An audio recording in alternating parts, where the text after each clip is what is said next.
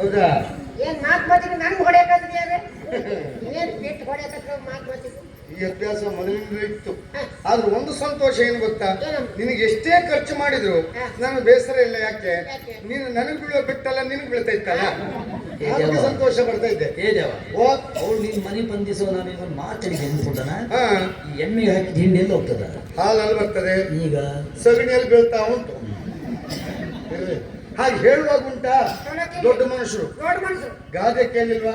ಹೇಳಿದ್ರೆ ಅಪ್ಪ ಅಬ್ಬಿ ಹೊಡಿತ, ಹೇಳಿದ್ರೆ ಇದ್ರೆ ನಾನು ಈ ಗದೆ ತಿನ್ಸ್ತೀವ.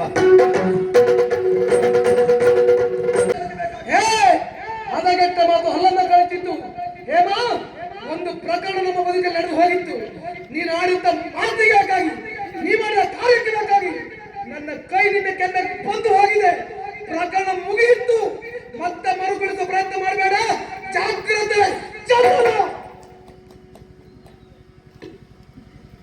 ಪಡಿತೀಯನ ಎಲ್ಲ ಬಡೀತೆ.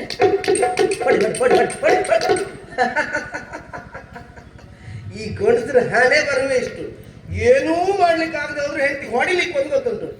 ನಿರಂಜನ, ಏನೇ ಒಮ್ಮೆ ಅಲ್ಲ 100 ಬಾರಿ ಹೇಳ್ತೇನೆ, ನೀನು ಅವಳನ್ನು ಇಟ್ಟುಕೊಂಡದ್ದು ಬೇಡ. ಮಾತು ಬೇಕು, ಸುಮ್ಮನಿರುವಂದೆ ಬೇಕು ಒಂದೇ.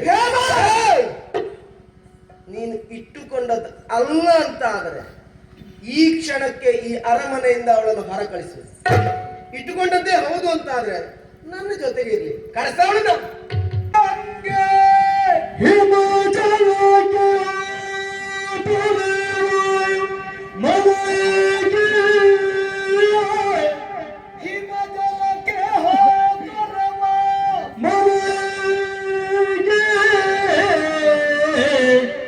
ಋತ್ಕಮಲ ಪೀಠದಲ್ಲಿ ಮಾಲಿನಿಯ ದಿನ ರಾತ್ರಿ ಪೂಜಿಸುವೆ.